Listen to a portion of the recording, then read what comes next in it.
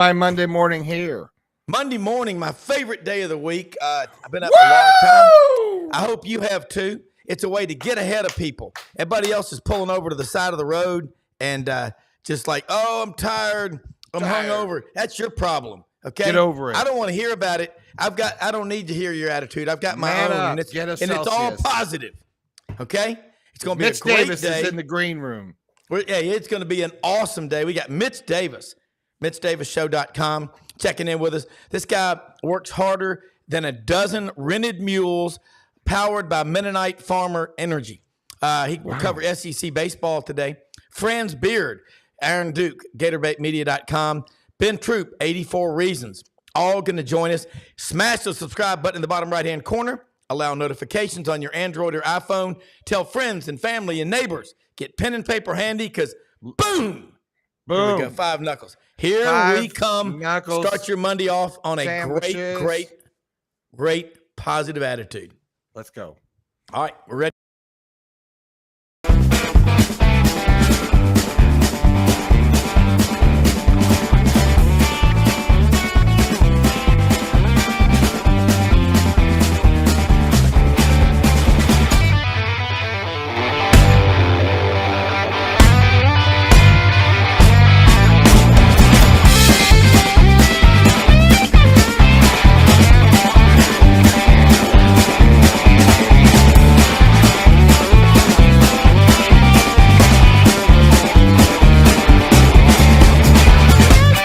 Sidelines with Rob Browne. Talk sporty to me.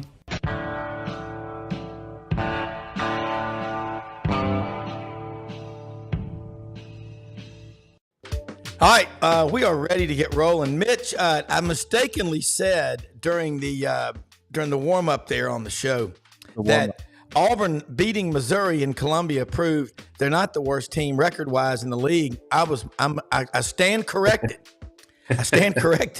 Missouri, the Tigers are still 8-19. Auburn is pulling up the rear at 6-21. Wow, this league, and I see Mississippi State 15-12. Look, I've seen teams go to the World Series with 14 and 15 regular season wins. Mitch, I know sometimes, and Brenda would agree, we sound very myopic when we talk about the SEC. We're so good. But in baseball, I think it's even more so than in football or basketball. The SEC in basketball really wasn't crap this year, when it got on the big stage, except for Alabama and Tennessee got to the Elite Eight. All those other teams, Auburn was all this big talk. They were out, the first day to Yale. And all the excuses in the world don't overcome 78-76. You got to go out and do it again and prove it. But, man, this baseball race, you got to be loving it, don't you? I love it. I love it because I'm a Kentucky fan. This has been the best season that we've ever had in program history. Shut up. We've tied. Hey, Brenden. How's your basketball coach? Shut up. Hey, Mark Pope, baby. Mark Pope. We'll see. It's the Pope era. We'll see. I have bought in. The Pope era. Donated. There's white smoke in Lexington. I've donated money to the NIL fund. What little money I have, I've donated some money to the NIL fund to help us get some players. And I gave him some EBT. We're good. But guys, it is this SEC baseball season is incredible. I'm heading down to Hoover next Thursday. I'm not going to go all week because I've got to work my full-time job, but going down next Thursday through Sunday, and whoever's left is who I'm going to be those covering. Poker chips? Little pin cap. It has been a morning for me. What's your full-time job, Mitch? He's a banker. He is Milburn Drysdale's great nephew. Banker for a maybe underground poker game in town? No, he's a green visor that's like see-through. With a fan going on. Well, Mitch is actually a banker. Mitch, tell him real quick, outside of doing an extraordinarily good and interesting podcast, your other job is super banker for which bank? Tell them who you work for. Yeah, so actually I got a good job here recently in the last 6 months, and I'm working for Republic Finance, which is kind of a loan company, but I work in the collections department. They offered me a full-time work from home position. where I still got to be on calls and take calls and all that kind of stuff.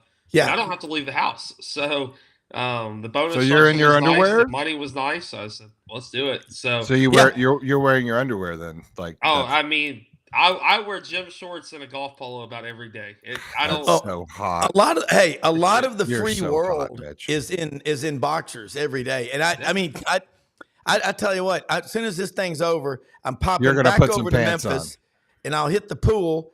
If it's not thundering and they won't let us swim, then it's off to a lunch meeting. I actually got a lunch meeting. I got a reverse schedule today. But Mitch, I'm telling you, and we got the Memphis Touchdown Club tonight, Spring Speaker Series. Greg McElroy will be there tonight, folks. 5:30 at the Hilton on Ridgeway Loop in East Memphis. Cocktail hour, social hour, and then they got a dinner, and then a great speech, and then question and answers. Harold Grader gets up on stage and does it. It's a lot of fun. That is the Memphis Touchdown Club Spring Speaker Series. We've already had Paul Feinbaum, Houston Nutt, and now Greg McElroy tonight. And then June 10th, Cole Kubelik's coming up here. But back to baseball. Wow. You talk about Kentucky. When are you speaking? I'm maybe in the fall. I don't know. I'm coming up for that. I'm available. What I can do is referee a good brawl. But let's look at this baseball. I feel like thing, you and I Mitch. would do it, Rob. You and I would do a good live show. Like I could be your MC, hype man type of thing. Wrestling. Wrestling. Well, Hey. that's what I was thinking. Wrestling. I think Mitch loves wrestling, and everybody does. Mitch would kick us. Mitch would kick our ass. He's much younger. Well, and he's also See, I don't do focused. wrestling. I'll do boxing and I'll watch UFC. I don't watch wrestling because it just doesn't seem real. It's real. I'm not a big It is fake real. What do you- wrestling guy. I'm a big UFC. It's because you're Well, not American. That's all Well, I right. love Conor McGregor. I'm a Nothing big wrong Conor with you, McGregor Mitch. guy. I mean, I liked you before. Now I don't. That's fine. Mitch, Kentucky at 20-7, Tennessee at 19-8, Oh my God. Georgia at 15-11, South Carolina at 13-13, Vanderbilt at 12-15, Florida at 11-16, Missouri at 8-19. How many of those teams do you see getting NCAA tournament berths? All right, so I'm going to start in the East. Obviously, Kentucky, Tennessee, Georgia, South Carolina, Vandy. Florida has got to win this weekend. They've got to beat Georgia. They got to figure out how to take 2 out of 3 from Georgia. If not, Florida's going to be on the outside looking in. When you go over to the SEC West, Arkansas, A&M State, Alabama. We'll see what happens with Ole Miss. They go to LSU this weekend. Ole Miss and Florida are kind of in the same boat where they have to make some noise in Hoover. Maybe play until Thursday or Friday of the SEC tournament. Double elimination, so that would mean they would have to get out of Tuesday, get out of Wednesday, and then play on Thursday, Friday. If not, it might be where we get 8 teams in the NCAA tournament, which I think out of hosting, you're going to have Kentucky, Tennessee, Georgia, Arkansas, A&M, and Mississippi State.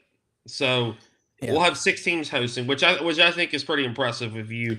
With I think probably Arkansas, A&M, Kentucky, Tennessee, Georgia as probably national top 8 seeds. So we'll have a good fair amount in the tournament. We'll have a good fair amount hosting, but we'll have a really, really good amount hosting super regionals as well. And really, guys, it seems like we're on this crash course for Kentucky, Tennessee to play multiple times this postseason. Maybe they play in Omaha. Maybe they'll play in Hoover. They kind of had a budding rivalry in Lexington. It was a great series. Tennessee got the upper hand on Kentucky 2 out of 3 there in Lexington.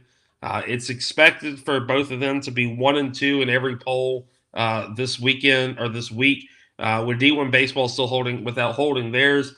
Baseball of America and Perfect Game both have Tennessee is number 1, Kentucky is number 2. So there's a lot of excitement heading into this final week of SEC baseball. It is. And Hoover matters. I mean, especially if you were struggling and you need to get wins. I mean, look at the teams, the last 3 national champions in the College World Series. Okay, Mississippi State, the last 2 years didn't even make the tournament, or Hoover. This year, they're definitely making it. Okay, Ole Miss wins it in 22. Last year, and then again this year, it's questionable if they're going to make it this year. LSU wins it all last year, and Here's LSU at 10-17. What the hell? Pitching is like the point guard and the quarterback in football. It's that important. But Mitch, I think the reason everybody is struggling to get pitchers, these kids are starting out way too young. Their arms, when they get to college, they're like the running back that carries the ball 40 times a game in a 3 or 4 year college career. NFL teams, quite frankly, are not going to look that hard at them. They like the running back by committee. The pitching, man, let's talk about that, Mitch. I mean, you see it. You're a young guy. I don't know if you played travel ball or whatever, but I see a lot of parents sitting on the tailgate of their trucks at baseball practices with 7 and 8 year old kids. Dad's over there got a cooler of beer with all of his other friends getting beered up, going, look at my boy. He's going to be a great one. He's going to be a superstar. Yeah, that dad over there is living vicariously through his kid. We're pushing them way too damn early. Yeah, and when you look at LSU, and I talked to Coach Johnson before the season, and he got a lot of transfer guys come in from other places around the country. Some of those at JUCO, some of those at lower D1, some of those at mid-tier D1. What we're also seeing is guys are having a lot harder time adjusting to life in the SEC. Whether it be a high school recruit, whether it be a transfer portal. Once you get to SEC baseball, this is basically a minor league for the pros. I mean, we have led the MLB in opening day rosters for the last, I want to say it's 10, 15 years, something like that, where it's all SEC guys. You have 100 plus SEC guys on opening day rosters across. I mean, if you go to an MLB game, guys, you are more than likely to going to see 2 to 3 SEC guys, not just one SEC guy, but 2 to 3 guys on each and every roster in MLB, which is insane. So once you get to that level, it is so hard for you to get accustomed to it because you're used to playing, no offense to Memphis, but you're used to playing Memphis level talent. The SEC teams, they're playing Memphis level talent in the midweek. They're playing teams that are better than Memphis in the midweek. I know Ole Miss has to play at Southern Miss on Tuesday night to kind of wrap up their non-conference schedule. So, yeah, and Mississippi State has played Southern Miss a couple times this season. Once in Starkville, once in Hattiesburg. So you get to this level, and you're just not really prepared. And Coach Johnson brought in so many pitchers to try to do a pitcher by committal, but you can't replace Paul Skeens. Paul Skeens is an irreplaceable guy. And of course, they lost Trey Morgan, and they still have Tommy White, but Tommy White can only do so much. He can only hit so many home runs, and when you don't have that pitching support, you kind of struggle against your own self to try to put yourself in too much pressure to start hitting home runs and adding runs. So that's kind of been the LSU thing this year. They've had some injuries. It's just been a weird curse year. I feel like once you win a national championship, you're cursed for the next 2 seasons. So we've seen that with Ole Miss, Mississippi State. Now Mississippi State is getting back. Ole Miss, what's going to be interesting to watch this all season is if Mike Bianco decides to retire. That's something that has been talked about, that has been mentioned. They can't fire him because he won a national championship 2 years ago. Oh, yeah, they can. Well, they can. Look what happened to Gene Chizik at Auburn. 2 years removed from a national championship. You're out. Yeah. But the thing about Mike is such a good guy. Mike is a likable guy. But kind of similar to what happened similar to Kentucky with basketball is the job has passed him by. He's been there for 25 years. He's been there in Oxford, been to Omaha a few times, won the SEC tournament several times. So Mike Bianco, his shelf life at Ole Miss, and that's why a lot of people were so surprised a few years ago when LSU was going through the coaching search and they hired Jay Johnson. Mike Bianco wanted the job. Had LSU offered him the job, he would have taken it. To try to get back to Louisiana, to try to get back to kind of a fresh start. So that's kind of where Ole Miss is right now. And same thing with Florida. Florida could be going through a coaching search after the season. No, he's won national championship.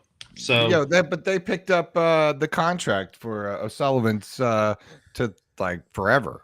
Like the next 13 years or whatever it is that he's going to be there. I mean, they're very happy. Obviously, last season was, they had a lot of, things changed a lot at the end of last season.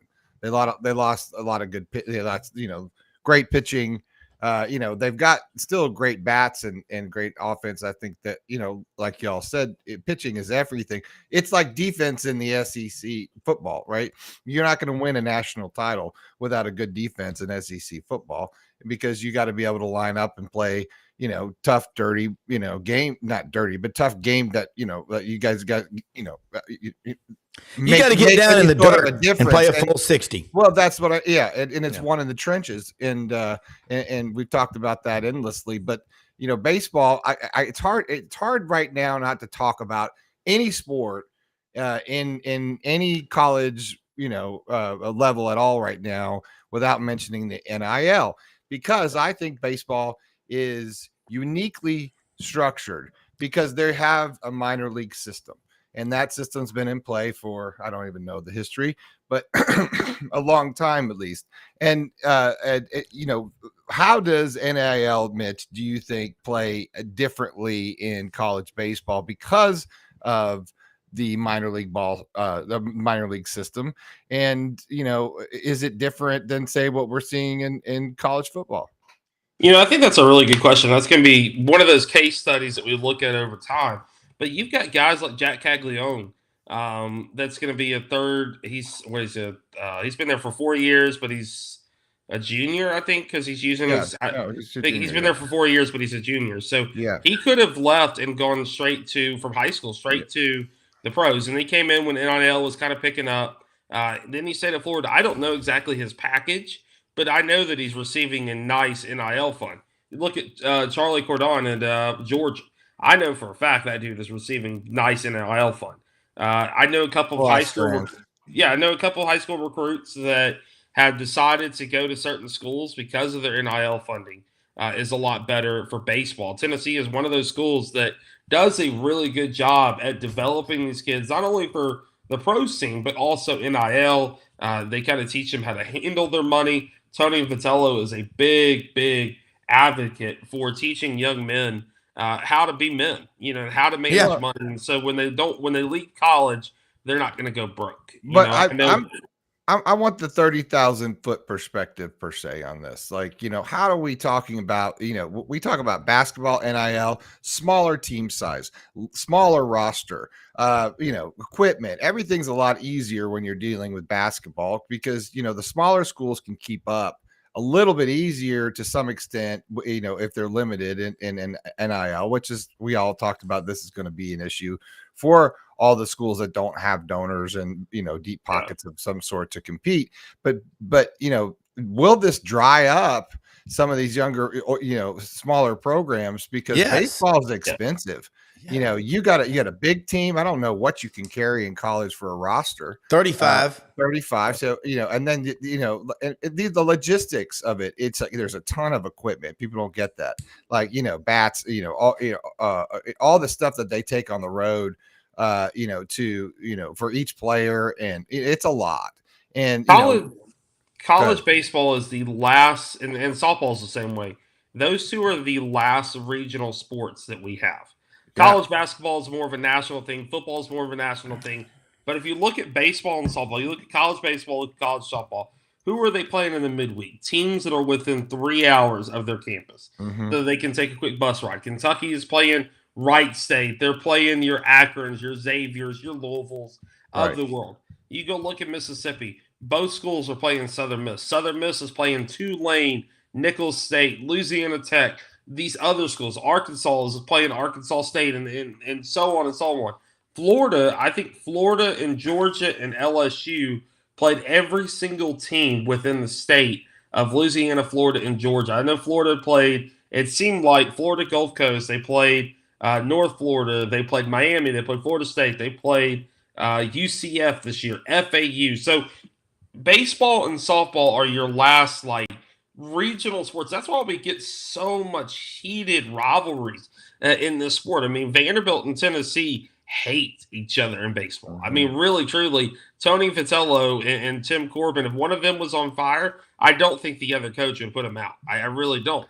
You look across the board. You go Auburn. I mean, Auburn and Alabama, yes, it's heated in football, and yes, it's heated in basketball. They hate each other in baseball. Kentucky, Tennessee, absolutely despise each other in baseball because it's so regionally based because you're recruiting the same kids. Kentucky is going. They're not going to. You get your oddballs every now and then. They're not going to Florida to get 20 players. They're going into Tennessee. They're going into Ohio. Tennessee's going into Georgia and Memphis and various other locations. Mississippi State, Ole Miss, same thing. So it's kids who grew up loving those schools. If I'm not mistaken, Jack Caglione is from Florida. He grew Tampa. up a Florida kid, Yeah. and wanted to be a Gator. Yeah. And you look at Mississippi State when they won the national championship. What did they have? They had Tanner Allen. They had other kids that were from Mississippi. Mangum.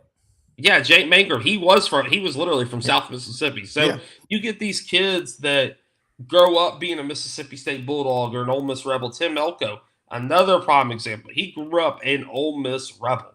So but he grew up in Florida, didn't he? In the Panhandle? He grew up in Florida, but I think his dad went to Ole Miss or something. Okay. So you get these kids that grow up fans of that program. And same with Memphis. You get kids that are from Memphis. Hunter Goodman, a couple of years ago, decided to skip out on the SEC and said, hey, look, that's not for me. I want to go to Memphis State because that's where all of my parents went. I want to be a legend like Jonathan Bolin is. And now look at Hunter Goodman. He's going back and forth between the pros and the minor league whenever the Rockies need him. Jonathan Bolin from Memphis. I actually went to high school with him. He went to Memphis, and now he's on the full man roster for the Kansas City Royals. So baseball is also the sport where no matter where you can go, you will get scouted. And that's something that's different than football. I mean, you're going to get every now and then you'll get a kid that goes to North Dakota State, get drafted, and that's awesome. That's great. But it's not every day that the kid from North Dakota State is going to get drafted in the NFL or the NBA. Baseball is the sport, and softball is too, the sport of opportunity for a lot of these kids. Mm-hmm. Well, another thing, if you look at the talent in the South for baseball, you can play outside more. But, Butch Thompson talks about when Auburn plays a team like Michigan, it's a great opportunity to learn because they have to do certain things indoors that other schools don't. The best dog trainer, animal behavioral psychologist ever is a man named Dr. Richard Walters. He was a double of Albert Einstein. Lived in upstate New York. Said, I trained some of the best dogs ever in my living room with 3 feet of snow on the ground. And I believe that because you just improvise, you adapt, you overcome. Clint Eastwood, Heartbreak Ridge, but it's true. You will get out of life what you accept. If you're okay with just being 7-5 or 8-4, that's what your program will be. But I will say this about the NIL and the portal. And I look at numbers for a living like you do, Mitch, and so does Brenden. Brendan's very cerebral, very analytical. But I'm going to tell you what. I think the portal is starting to show us some things. I think it's starting to slow down. I think with NIL, and again, I have a unique vantage point managing wealth for clients for 33 years. None of these people I don't have any clients that have given a dime to NIL. And they're fans of a lot of different schools, okay? As far as baseball, you're right. Baseball is more like when we were kids. The guys from this neighborhood, that neighborhood, it was rivals. And I like Tony Vitello. I think that Rob, to your point there, I think what we have is that, and I was trying to, kind of talk to Mitch about it, is that the minor league system pulls from high school, right? So you have a different, it did, but it pulls a younger player potentially because of, and like right now, like, am I going to go make some NIL money and play in the SEC or am I going to go, get in, AA ball somewhere and, and have a chance to, to be developed by professional coaches and people be around other people going that level. I think the draw is a little less. I think, if any sport may be a little less affected by it, could be baseball, but I could be, I could be wrong, but I just was wondering Mitch's sort of and Rob's perspective on potentially how, Rob, especially from a business aspect, baseball's kind of its own entity, has its own sort of way, even in the college level. And I think NIL will be will be different there, and I think we're seeing some of that. So We because are. football is so radically changed, and now baseball. It's different because if you have a small school that doesn't have a great program, it's hard to sustain baseball. It is. Mitch, I know you got about 5 minutes before you got to go. I think baseball is the regional. You're right. And it's a lot of fun because those guys grow up playing against each other. I'm just saying, and you're going to see it when you have kids. Like Dr. Andrews, noted orthopedic surgeon, the best in the world, said, the elbow, the ulna, is designed not to go past 90 miles an hour on a pitch. I think you start looking at that pitch count. It's not a natural motion. This is not a natural motion at all. Remember, you tear Saturday night, micro tears every time. You're right. He's right. And the Braves pulled their pitcher in the 6th or 7th inning the other night. They had a no hitter going. I'm watching the game with my son-in-law, and he's a Bravesologist. That's what I call Braves fans. They are Bravesologist. And he goes, they pulled him. And I said, what sucks is you got a no hitter going. Bottom of the 9th, 2 outs, full count, 3 balls, 2 strikes. And some SOB hits a Texas leaguer, and that's what happened the other night. That happened but to me. Mitch, I know that Brenden. I mean, it's. I had the same thing as a kid. I'm throwing a no hitter shutout. I got knocked out before the game because coach was warming me up, and he threw the ball, and I thought I had my mitt on, and I turned and hit my head, and it about knocked me out on the mound. But back then they're like, rub some dirt on it, you'll be okay. Yeah. You just ring his bell. Trotted me right back out there. And I played better. I didn't think about it, right? So I'm throwing. We only played 7 innings. Buddy is pacing around Buddy Mark pacing around the diamond, like freaking out because he's at the game and he's like, and I was like, what's wrong with Dad? And I make the cardinal sin when I get into the dugout and I say to them, hey, we're pitching a shutout, right? And I'm kind of coming back to and stuff. And they're like, yeah, man. And this one kid's like, you got a no hitter going. I was like, I got a what? A no hitter going. I was like, wait, what are you talking about? Walk back out and then, top of the 7th. I go out there, kid, number 10th batter, wooden bat, no less. 2 outs, full count. Kid closes his eyes and takes one deep on me right out of center field. Like shut out, no, right there. Kid. The guy couldn't even make it around the bases. I would just absolutely crush. I came out and struck out the next guy. Finished strong. But the point is like, in pitching and all that stuff, it is it's its own sport within itself. If you've ever played that position, and even to the point when you get off. That's why pitchers are so separated. When you get off the diamond, you got to put ice and stuff on your arm because the pain is real. Yeah. It hurts. Mitch, I mean, none of us are doctors, but he's right. But I stayed at a Holiday Inn last night. So but we do talk to a lot of them, and orthopedic surgeons. I mean, your elbow, the ulna, which is that thing right there. Ulna, Mitch. It's the ulna. It's right here, right in here. It's right here, Mitch. It just pops out. I mean, that's why you got to work out. But you got to get smart. Yeah. Ben Gay. Ice. All right, Mitch. Go to work. I know, Mitch. Look, we've been going crazy this morning. Well, his work. He's just going to turn this off and turn on some other screen because he works from home. Multiple screens, like I do. I have less empathy for you now, Mitch. Well, Mitch, tell us this: when are you going to Hoover? It's next week. It starts next Wednesday. Yeah, I'm going next Thursday. I'm going to go Thursday through Sunday. The plan is next year I'm going to skip the SEC basketball tournament to go the full week in Hoover. Really, truthfully, guys, I love the SEC basketball tournament, and I would enjoy it a lot more if it was not in Nashville. Not a fan of Nashville. I absolutely despise Nashville. I'm not either. My God. I think it's the most overrated, overpriced place in the South.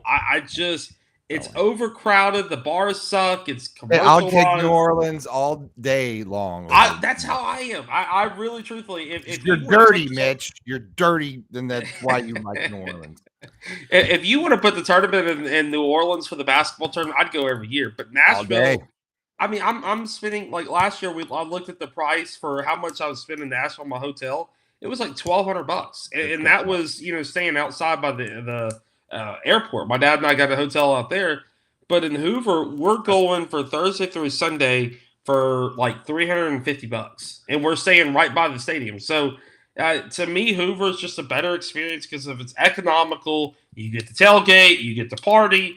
Nashville, Nashville's Nashville. So, Well, yeah, it can be fun, but you know what you get in Hoover? You got the room for the RVs to park. yes. And I'm you taking my need dad. So if any LSU people, Frank Duffy, if you're listening, Yeah. my dad has never been to Hoover.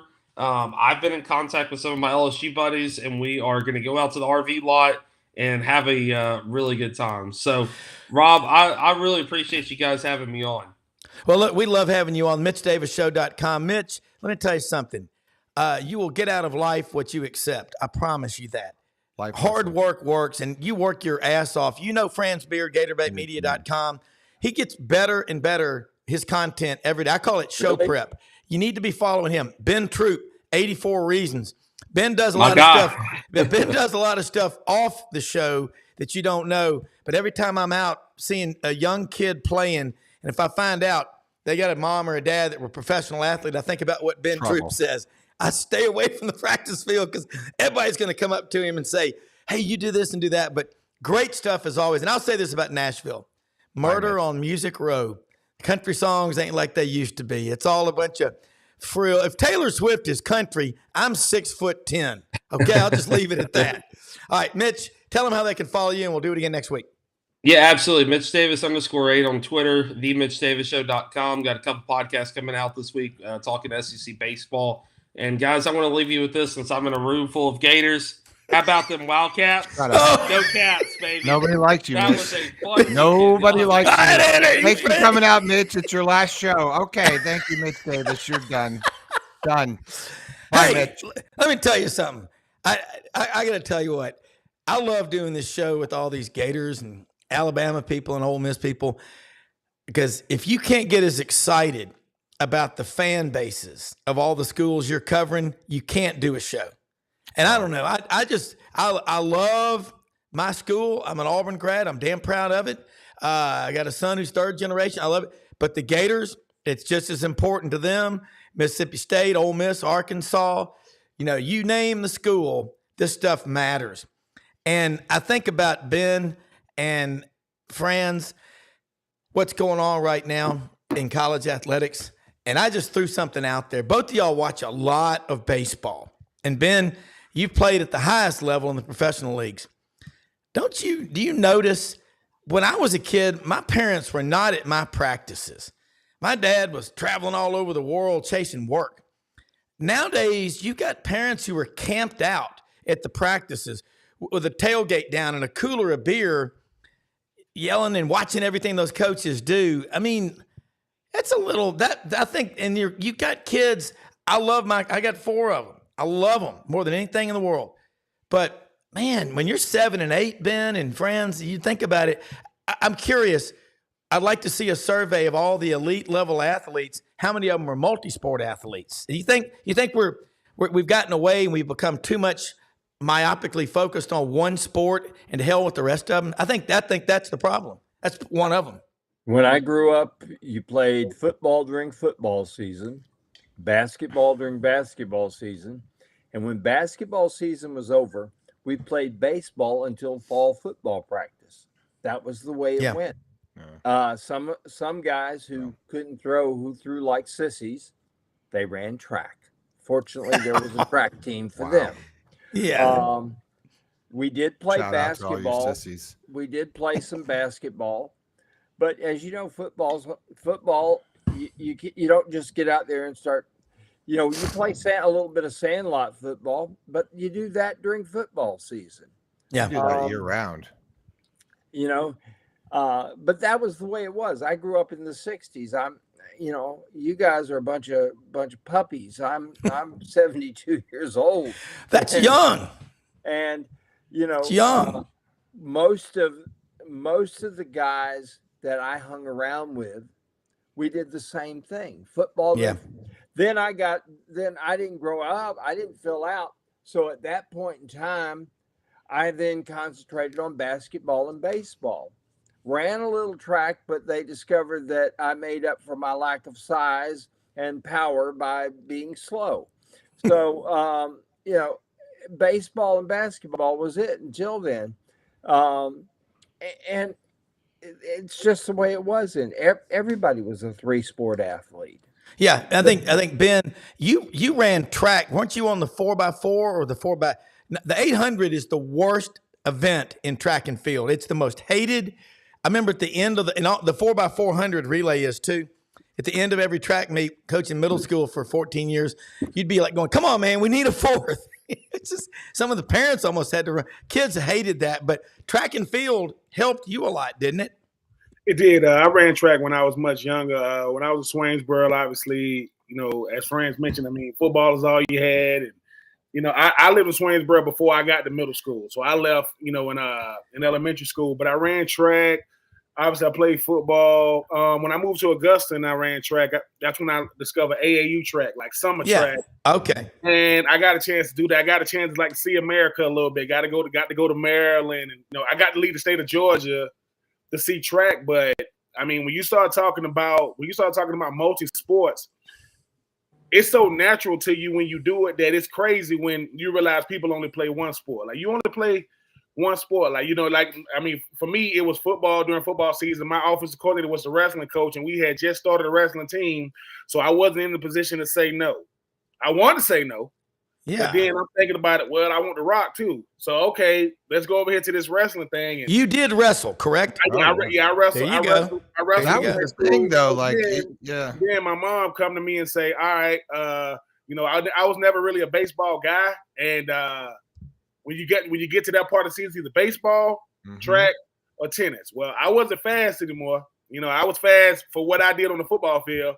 So I played tennis. I went over there to the tennis team. I said, you know what? Let me try this tennis thing. Right? Where are these pictures of you running track and playing tennis? You played tennis? That is awesome. Somebody showed me how to listen. Somebody showed me how to serve and volley.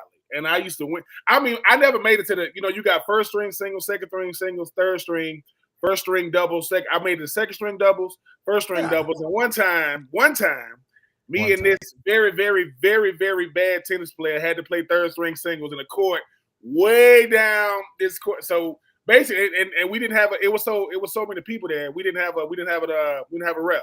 So they told us, we're gonna trust you guys to ref yourself. That game was not supposed to take that long. But he could serve, I could serve. Neither one of us didn't really. I had a forehand, he had a backhand. It took a long time. But I enjoyed the fact that when my head coach found out I was playing tennis, he thought about my lateral movement. And that's all tennis is, reaction and lateral movement. You got to be able to react, and what happens is, obviously, being physically imposing on the tennis court doesn't really matter because the ball's coming at you so fast. But I also did ROTC. I did that for 4 years. I was on the drill team when I was high. So now what happens with players, it is the parents for this reason. Daddy thinks his son is going to be this, so he'll get him a throwing coach, he'll get him a hitting coach, and the first thing you got to have is ability.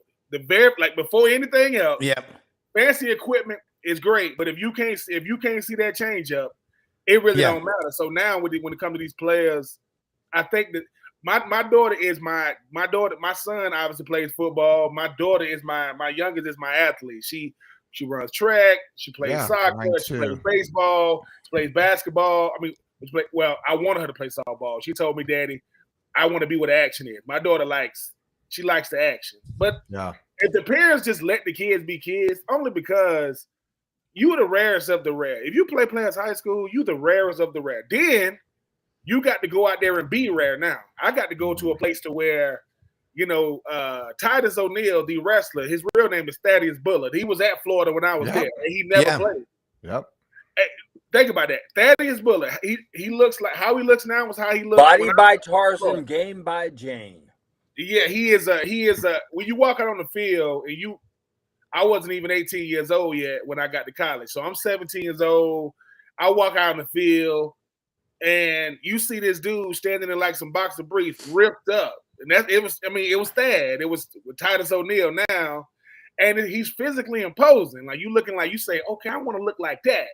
Then Alex Browne walks up and says, no, you want to play like this. He was talking about the way he played. So it's unfair to the kids now because mommy and daddy can't live their dreams through you. If mommy and daddy didn't do it, they can't do it through you. Even if you become that athlete they want because kids have burnout. By the time a kid gets to college, they've done so much sport, they hate it. Especially if it's baseball or them sports that you giving up your weekends since you was 8 years old. Like I ain't had a free weekend since I was 8, and now you 18. So hopefully it works out for them. But I just think that when you start talking about what makes a great athlete, I said you got to put him around other great athletes. I don't know what he is when he's the best one out there, but you put him out there to where he's one of them out there. Yeah, then maybe we got a shot to see if he can pan out. Or and I think that's true. Like you said, friends, and Ben, when you're playing weak competition, that's why you have to be so careful when you look at video of some high school kid dominating. Well, look at the competition that he's playing against. I think people forget about that. All right. It's all relative. All right, I'm going to start doing some Q&A like we did last week, some fast-paced stuff between Franz and Ben here. And I'm going to ask y'all some questions. Rapid Fire Monday. I like doing this. And we'll try to keep the responses, 30, 45 seconds back and forth. Start with you, Franz. When you look at the SEC with Texas and OU coming in, do you think, what are the odds you're going to have anybody go undefeated? I just don't see it happening. It's already hard enough. And in a lot of schools, they've never done it. Maybe they've done it once or twice in 130 plus years. Florida has never had an undefeated season, ever. Wow. And won 3 national championships. Yeah. It's very, very difficult. It's gotten exponentially more difficult now. And within 2 years, we'll have a 9-game season, which makes it even more difficult, which is the genius of the 12-team playoff, because it's going to take into account how difficult it is. Perfect. I love that. 9. Ben, now with OU and Texas coming in, we got the votes to have a 9-game schedule. Your thoughts on the possibility of an undefeated season?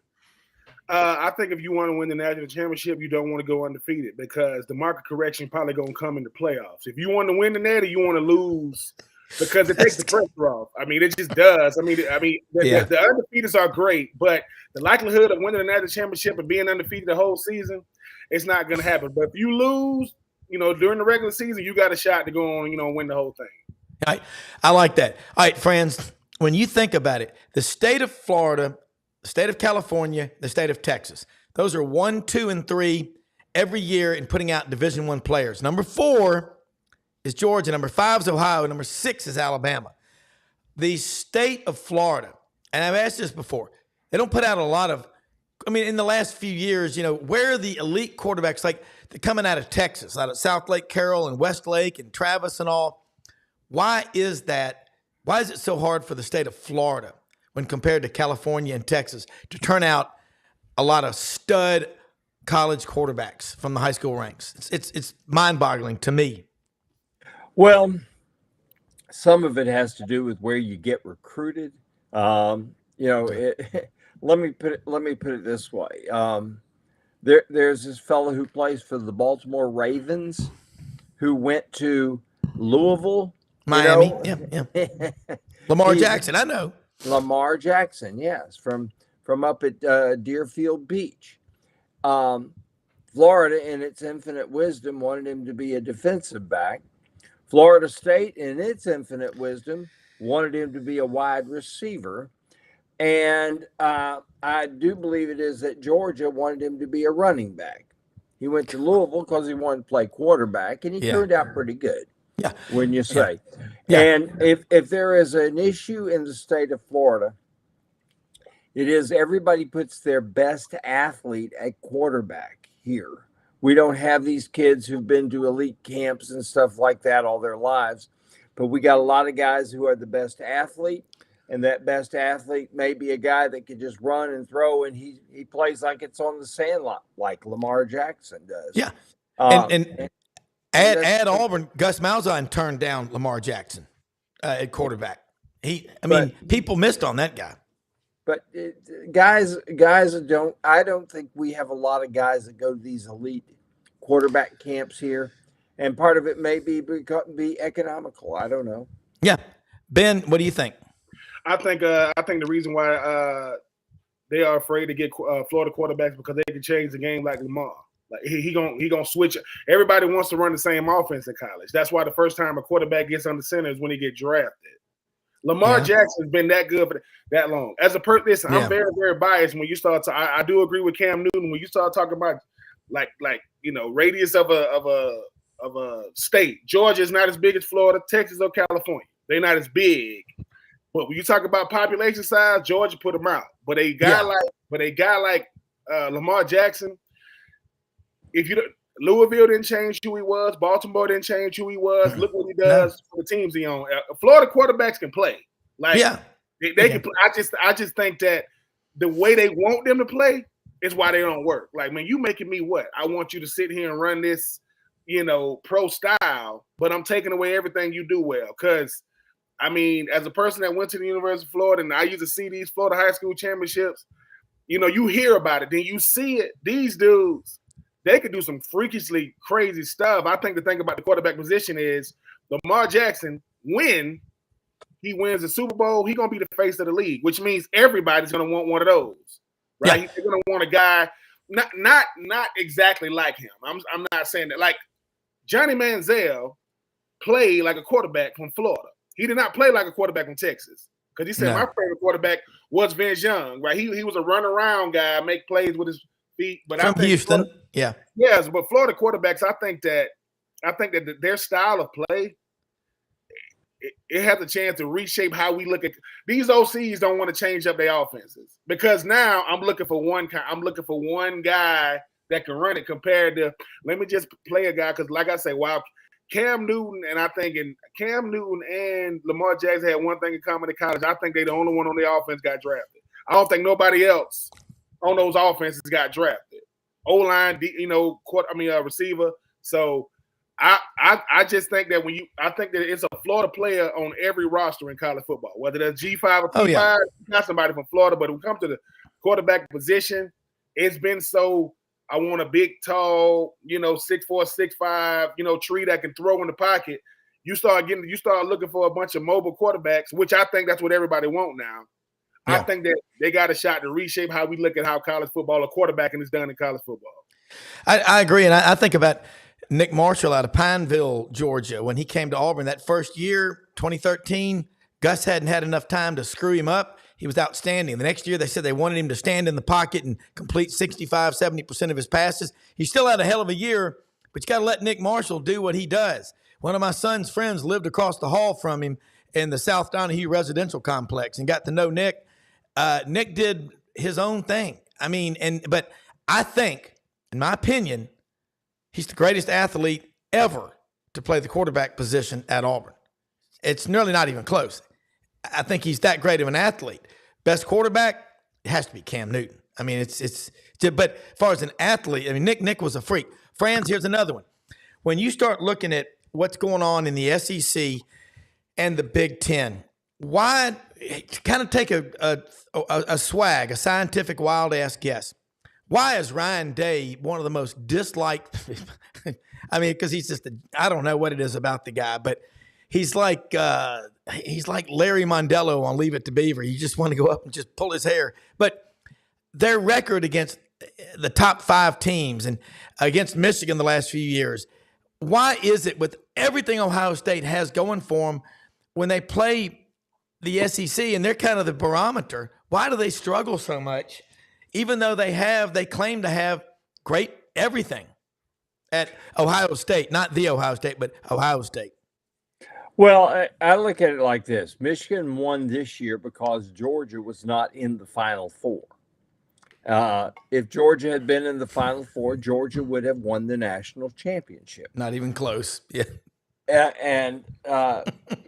It's kind of one of these things. You have, as Ben pointed out before, you can have one bad ball game, and Georgia was undefeated, and they chose to have their bad ball game at the SEC championship game. Therefore, they got left out. They were the best team in the country, bar none. And It's not that Ohio State and Michigan aren't good teams. They are. But you get in the SEC, and it's kind of like, let me just use this as an example. They chose the softball, 64 teams for softball yesterday. Yeah. Every team in the SEC is in. 13 teams in that field of 64. Yeah. Why is that? Because top to bottom, it's the best league in the country, bar none. Yeah. Football wise, this is the best league in the country, bar none. And it's not that Ohio State isn't good. They are. It's just that they're in a league where every weekend in the SEC, with the exception of homecoming against Vanderbilt, is a tough ball game. It really is. It is a steel cage. Since Ben brought up Titus O'Neil, it's a steel cage death match. The only thing missing is Gordon Soley calling the play-by-play. I agree. And you get to in the big. We don't have weekends off in the SEC. No. And they do in the Big Ten. Well, and that's the difference. Yeah, we had Houston Nutt on the show Friday, and he lives in McKinney, Texas, which is just north of Dallas. Of course, he's coached in the SEC 14 years at Arkansas and Ole Miss, and he talked about it, guys, the grind. He goes, Texas and OU were talking about coming in the SEC. He said, look, you can talk all you want about when Texas beat Georgia in the Sugar Bowl a few years ago. You got 30 days to get ready for it. It's that grind. It's like going down a river with a bunch of Class 3 and 4, and rarely east of the Rockies, a Class 5 rapid. You got to go to the Golly or the New River up in West Virginia, or Chattooga Falls, the Chattooga River in North Georgia. It's just, every half mile you're hitting another series of rapids. It's the grind. That's why a lot of people don't like canoeing or kayaking. Ben, you got to take care of your body. I get really angry when I hear people say, these football players are dumb. You cannot make it in college, much less the NFL, unless you are very smart and disciplined and take care of your body. You can't listen to what the other 97% say. You got to do what the top 3% do and not listen to them. I love what Franz just said. You want to elaborate on that? Yeah, the thing about Ryan Day, he hasn't won it. Jim Tressel took him a while. He won one. Urban Meyer, came behind Fickle. He won one. The thing about Ryan Day is it used to be you dominate the Big Ten and even Michigan. Now, as of late, you can't beat. If you cannot beat Michigan and you at Ohio State, what are you here for? Like, if you cannot beat them, it's gonna end. It's not like you don't have great players. Yeah. You had the number 4 overall pick 2 years ago. You had the number 4 overall pick at receiver this year. I think the thing about Ohio State is you have the best of everything, literally. We get it that you got the Bengals, in that state. Ohio State runs that state, and you can't find a way to beat Michigan. And what Fran said about no days off, no matter what, we always ask, who you going to watch? If it ain't Ohio State, Penn State, if it ain't Ohio State, Michigan, are you watching Ohio State games? No, because you already know what the outcome is going to be. Now, if when the whole world watches you, you lose, that doesn't mean that you're not a good team. That means you're not better than the team you're playing. It's usually an SEC team. That's usually what's going on when it comes to now. They did get to play in the national championship. They did get to play in that natty with Justin Fields, but or that playoff game. You see what happens is. I just think that for Ohio State to be as big of a brand as it is, Michigan went through it. They went a lot of years without winning the national championship. God. And they finally win one, but you would have thought Michigan was winning it, year in and year out. It's just the SEC is a different type of gauntlet because it's almost unfair because there are some teams like Ole Miss has been really, really, really, really good. Didn't go to Atlanta, didn't win in there, but they're gonna beat most teams they play. Problem is you got LSU, there go Auburn. Oh, there go Alabama. Oh, now here comes OU. Now here comes. So just when we get the chance, so Nick Saban leaves, and Texas and Oklahoma comes in. So I get rid of him, and I add these two. So I as a person, I never got to play certain teams when I was in the SEC. Like I never got to play Alabama or at Alabama, but I played at Auburn. Yeah. And when people say so, when Auburn is good, they're a problem because they can beat anybody when they're good. I just think that now when you talk about Big Ten. Now, as far as like the money the Big Ten brings in, hey, them some big checks that them schools get before the season starts. But that's TV deals. Viewership or top heavy, right now they got Ohio State and Michigan. Penn State not gonna, Penn State, what they do, the zombie thing, they got the whiteout zombie thing. They're not gonna beat the teams to win the Big Ten. I just think for the Big Ten is you're gonna make it to the playoffs because if you're on Ohio State, but if you haven't found a way to beat Alabama with no Nick Saban, you think you got more of a shot to beat them with no Nick Saban? Because now Georgia, my goodness, I mean, now Georgia's controlling a lot of fates because, like I say, the only way to beat Georgia is if they undefeated. Because, but if they've lost already, good luck. Carson Beck and them boys gonna have their way with a lot of squads this year. That is a great take from both of y'all on that one, and it's interesting too. Is Ole Miss has never won until last year 11 games in a season. And they've got, they've won three national championships before. It's been a while, but bottom line, it's the grind, friends, and Ben and Brenden, week in and week out. There's just no time off at all. All right, here's another one. Now with Oregon coming in, Chip Kelly leaves UCLA as their head coach, friends. He's going to take the $2.1 million or whatever it is to be the offensive coordinator for a guy that he mentored from New Hampshire, Ryan Day. Here we are with Ohio State. Now, Ben's right. They had beaten Michigan 15 of the previous 16 games, and then the last 3, Michigan's won them all. And suddenly, Jim Harbaugh is, considered to be the James Bond of college football coaches. He's sneaking around. Look, every coach I've ever talked to said, we do whatever we can to gain an advantage over other teams. But I think it's 75% of the TV sets in the country are turned on in the Big Ten footprint. But Oregon coming in, Washington on the heels of playing for the national championship, Southern Cal, UCLA. Which of those 4 schools you think will have the most immediate impact on the Big Ten race? And do you think one of them might even win it in year 1? Oregon's really loaded up, and they picked up Dylan Gabriel to play quarterback. Yeah. This year. And if they can keep him healthy, they're going to be really, really good. Southern Cal, I think, is pending disaster. UCLA not going to be very good. Washington lost everything. I mean, when I say everything, they lost everything. And here's something else to consider. Do you think people are going to tune in? They're going to Saturday. You got ball games everywhere, and do you think they're going to watch, say, UCLA Rutgers, or do you think they're going to watch Maryland and Nebraska, or Iowa and say Washington, or do you think they're going to look at there and they're going to say, look at this. We've got Ole Miss playing Kentucky. Ooh, that sounds pretty good. Or we got Florida playing, let's say, Auburn this week. People are going to look for the best ball games. The best ball games are still going to be in the SEC. And that's why Greg Sankey has avoided any more expansion. He's got a 16-team league. It works out perfectly for scheduling.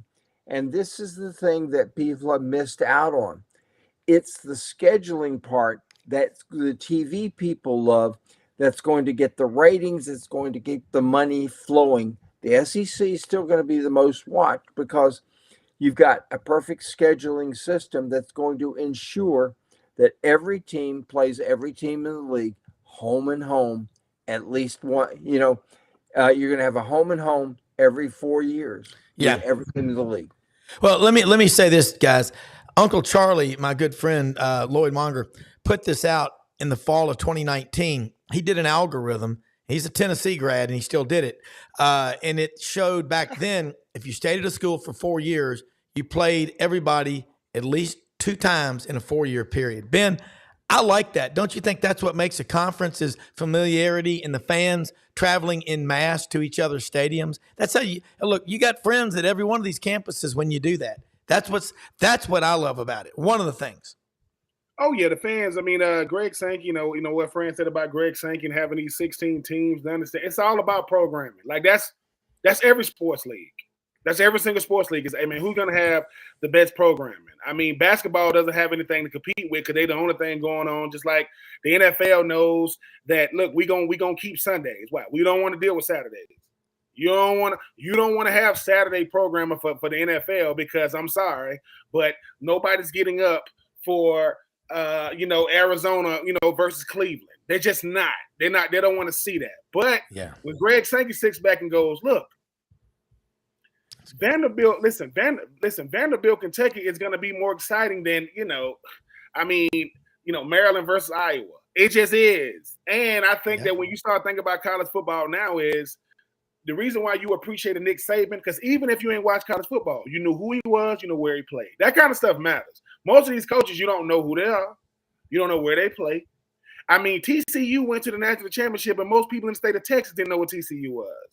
They knew it was in Texas. They couldn't tell you what city it was in. I used to think that kind of stuff didn't matter, but it does. That's why when you start thinking about these programming now, Texas cannot wait for you as the league because now you got a Manning.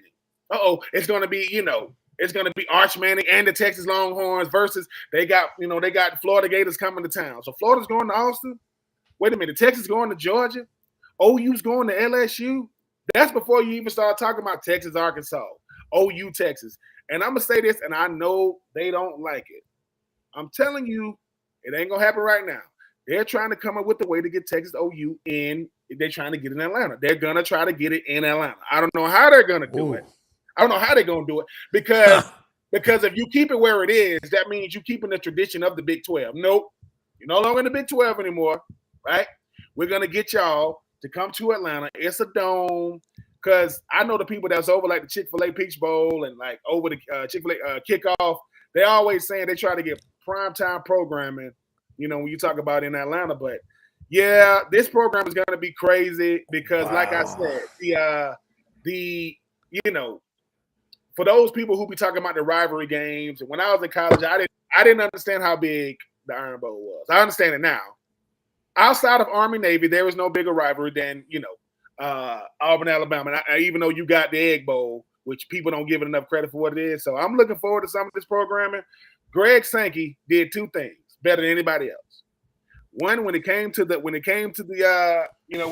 pandemic, he stuck to the script. Everybody else, you don't know who they're gonna play.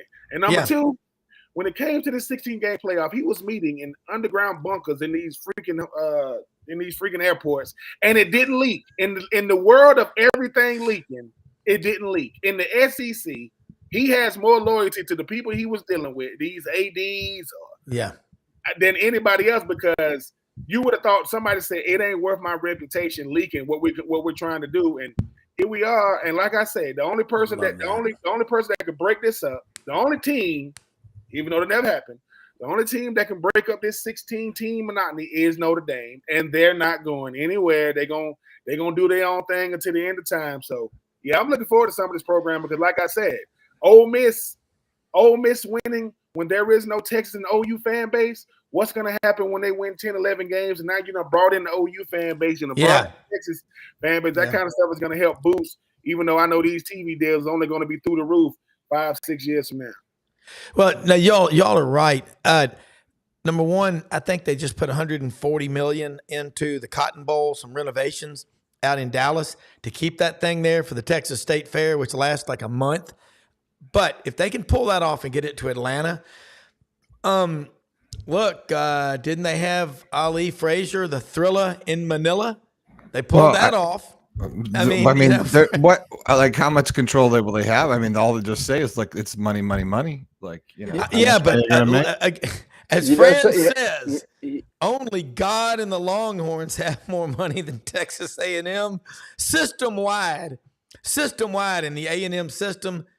It's now $33 billion. Texas is $42 billion system wide. God only knows what it is. But I'll say this. God, this is great stuff. We're about out of time. But, Ben, you nailed it. The Auburn-Alabama game, when we moved it, December 2nd of 1989, wow, I got 8 tickets to that game. And I gave the 2 I had on the 50, row 7, to my parents. And I told them after the game, I said, man, you could have sold those things for $4,000 or $5,000. My dad said, "Boy, you dumbass, why didn't you tell me? I'd have taken your mother and me over to Mama Goldberg's and watched it with a pitcher of Budweiser, leaded Budweiser at that." I want you guys to think about something before we close out here. This is what the SEC has that the Big Ten wishes it had. Yeah. We've got Florida, Georgia. We've got Auburn, Alabama. We've got Tennessee, Alabama. We got LSU, Ole Miss, LSU, Florida, LSU, whoever. We now have Texas, Oklahoma, and Texas, Arkansas. Look at the rivalries that we have in this league that they don't have anywhere else. And that's why Greg Sankey was so smart, because he knew that with 16 teams, he can preserve rivalries. Plus, he adds Texas, Oklahoma. He adds now Texas A&M, Texas, Arkansas, Oklahoma, and whoever they're playing, because people forget they've won 7 national championships at Oklahoma. And 7 Heisman Trophy winners. Yeah. Well, and Franz, I mean, how much do you think that matters to a young guy, from Texas who was, Mr. Football in Texas, other name DJ Lagway? You think that matters when he was thinking about, where he's going to play, football, considering? I mean, of course it does, right? Yeah, it mattered. Now he chose Florida, but I guarantee you there was that pull there from people saying, "Hey, you stay in this state, you're going to play. You go to Texas here, buddy, you're going to play Texas A&M. You're going to play these guys." I'm saying at least he gets to play, against, Texas. I mean, he's playing he'll get to play in the state of Texas. Yeah, you just mentioned Florida and Texas. You didn't mention that one as a rivalry that's about to become that's just, my God, Brenden, you got the top 2 states in America right there. Brenden nailed it, because here's the thing. Because of the way they schedule, you can be that quarterback in Texas and go to the school that you think offers the best for you and still play all these teams. And Greg Sankey is the smartest guy in any room he walks into.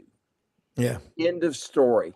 And hold on, friends. And think about this, though. When's the last time Texas had a first-round quarterback? The last time. Vince Young. So DJ Lagway. Colt McCoy, but he wasn't a first-round pick. He wasn't first. Here's the thing. When's the last time? Think about this. Do y'all realize the only SEC quarterbacks that have got drafted over Anthony Richardson had to win the Heisman to do it? Both of them won the Heisman. Jaden Daniels won it. Bryce Young won it. So DJ Lagway go, wait a minute. You could be a 4th overall pick, win 6 games, and be number 4. That stuff matters. They go, wait a minute. Anthony Richardson won 6 games, and he went 4th, meaning had he won 9, he would have went number 1. Well, think about this, too. Ben, along those lines, since 1970, Texas, with all the resources they have, the last 54 years, the state of Texas, with 13 Division I schools, has 1 national championship. That's 2005. The state of Florida, just since 1983, Reagan's 3rd year in office, has won 5 at Miami, 3 in Gainesville, and 3 in Tallahassee. That's 11.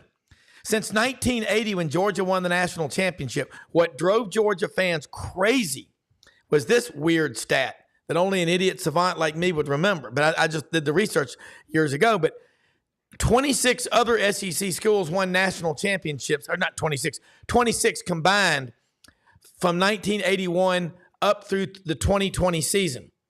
I mean, you had 26 others and a bunch of runner-ups. Okay, so then Georgia wins it in 21 and 22, and Francis is right. I was at Mercedes-Benz Stadium last year, and I didn't think I'd ever see this, but I saw people trying to buy paper tickets when they're all electronic.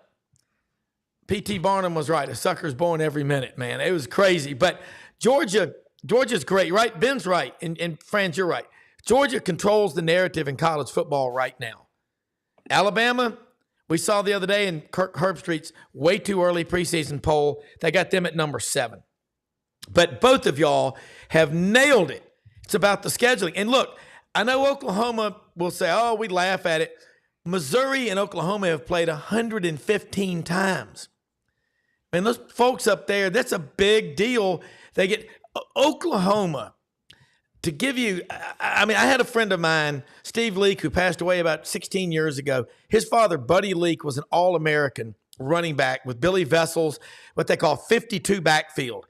Ask any Oklahoma fan the most famous, iconic picture. It's a black and white picture. It's with those guys and Coach Bud Wilkinson. It's called 52 backfield. And Buddy Leake passed away about 5 years ago, went to Christian Brothers High School, my school. He had a website called Southern Fried Sooner. They have been waiting. They have been licking their chops to get in here. But you know what? July of 21, Oklahoma and Texas, it was announced they were coming. It wasn't debatable. There was a done deal when they announced it. But it's kind of like that delayed entry in the Marine Corps. You know, you get a year as it gets, the clock ticks closer to you reporting to Paris Island. That's what it's going to be like for Texas and OU. It's the weekly grind. And my TV producers, Franz and Ben, and Brenden knows this, they are doing cartwheels and backflips. And you forgot about the rivalry LSU-Alabama. I mean, there's so damn many. These people in Arkansas are batch spit crazy about getting to play Texas every year. They hate their guts. But you know what? Orville Henry, the great sports writer for the Arkansas Democrat-Gazette, told his son Clay when it was announced Arkansas was joining the SEC. He says, "Daddy, what does that mean? Son, it'll be like we're playing Texas every Saturday." I love this stuff, man. Look, we ran out of time. Awesome stuff. Ben, let's you and me go out on the road and do a financial literacy tour, kind of like revivals, and work with these athletes about put that money away. When you meet a woman in a bar and she says, "What do you do for a living?" Tell her you're a rodeo clown. You know, don't tell them you have any money. Hide your money. That's what I'm saying. And we're going to turn all these athletes into super wealthy people when they're in their 30s. They're going to invest in the stock market. Never, ever bet against the United States of America because we, the people, always win. Hate Texas and OU, especially the Horns. Kerry Jones up in Lebanon, Tennessee. Guys, closing comments. This is fun. I love doing this show with y'all. And thank all of our sponsors, Hewlett & Dunn Boot and Clothing Company, The Vitamin Shop, Oxford, Mississippi, and Olive Branch, Mississippi. Check them out, the QR codes. Tom Martin's Body Shop, ECS House Industries, Breaking Ground, Gaddis Home Innovation. Don't forget to support our sponsors. But closing comments, Franz, and then Ben, and we'll say goodbye. Well, here's the thing I got to tell you, guys, that we've got, 3 months to go and before we play college football, and there's going to be an awful lot of talk about it. But in the meantime, the Southeastern Conference is going to probably win the baseball championship, national championship, probably going to win it in softball too. Guarantee an SEC team will win the national championship in both men's and women's track. And, you know, this is just another typical year in the Southeastern Conference. We have a lot of fun and a lot of sports. Yeah. Although I will say this, we did not win the women's water polo championship. That was won by UCLA. Heads will roll, Ben. Heads will roll. Yeah, we're gonna. Everybody in the SEC is gonna go out and fire their water polo coach. Wait, we don't even have a water polo team anywhere. Darn it. Well, Ben, look at the arms on Ben. Ben still you still work out, I know, yeah. Don't you? Yeah. Okay. Yeah. You know, my dad's 95. He works out every day. He says you'll catch up on your sleep when you're dead. You know, got to be positive. Ben, tell us how we can get a hold of you as well. And by the way, watch the Buddy Martin Show Monday through Thursday nights, 9 p.m. live on YouTube, all over the place. It is awesome stuff right here on this channel on SEC Sidelines Sports Network and SECU. I love doing this show. It never feels like work, not ever. Oh, yeah. I mean, you can find me on all social media outlets at being Troupe 84, you know, and as Franz just said, Greg Sankey, right? You know why you never see Greg Sankey? Because I've met him in person, right? Easy going, right? Easy going. He is. But think about it. OU is not the number 1 seed in softball. It's Texas. So Texas women's softball is number 1 seed this year, not OU. Well, so OU. I mean, I don't know if they've lost a game yet. You bringing that over to the SEC. Texas women won the 2023 Outdoor Women's National Championship, if I'm not mistaken. Last year. Now you bring all that stuff over, right? Now you get to bring these fan bases. And the thing about the fan bases is, no matter what OU and Texas say, you know what you're gonna say in the SEC? Y'all came over here to us. We didn't come to the Big 12. Y'all came over here to us. And now Kyler Murray, you talking about Baker Mayfield, all those records, they happened in the Big 12. They're going to say, no, they happened when they was over here with us. Those guys going to get to say, the only reason why, because Baker Mayfield, you know why he didn't win that championship? Went up against Georgia. Remember that college football playoff game? They couldn't tackle Sony Michel, couldn't tackle Nick Chubb, couldn't get the ball to Mark Andrews, and all these type of things. So I'm looking forward to the Vince Youngs of the world. I'm looking forward to the Colt McCoys of the world coming over here saying, man, the SEC ain't what we thought it was. I say, Vince, y'all used to have trouble with Arkansas and Matt Jones back when you was in the Big 12. Now y'all got to come over here and deal with the fact that the Gatorade Player of the Year, DJ Lagway, chose to go out of state to Florida because he gonna say, hey man, I grew up wanting to get drafted in the top 5. I ain't seen a Texas quarterback get drafted in the top 5 in a long time. Now yours might have something to say about that depending on how it goes this year for him. But I just think it's great for everybody for this reason. Now Big 12 fans going to be watching the Egg Bowl because they're going to be like, what is this Egg Bowl thing? Now, people that used to watch OU, they're going to be watching, Florida, Georgia. They're going to be watching, LSU, Arkansas, because I think them rivalries is a great point, friends. When you start talking about this program, Greg Sankey, I played with him at Topgolf. I said, man, what's your real favorite team in the SEC? He said, I got 14 of them. Now he got 16.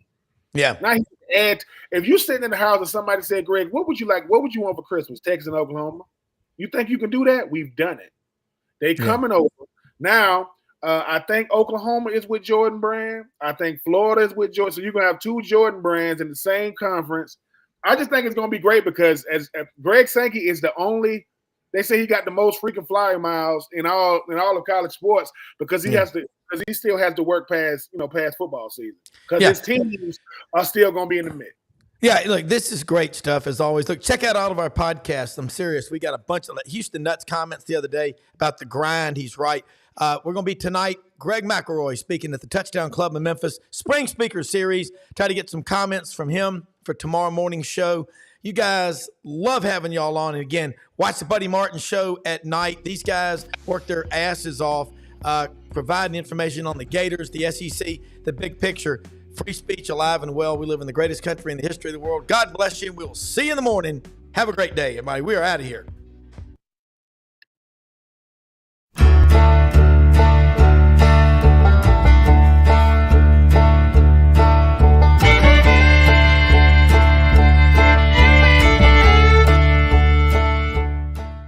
In a perfect world, you'd set a health goal and results would happen overnight.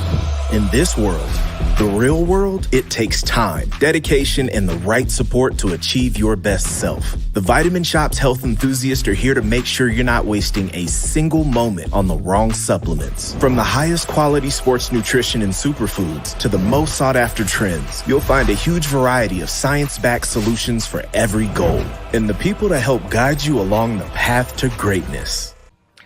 Unbelievably, every 2 minutes in our communities, a child is either bought or sold for sex.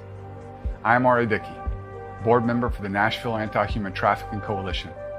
Join me and millions of others in our fight against human trafficking and for its victims by helping to educate the most vulnerable among us, our middle and high school students.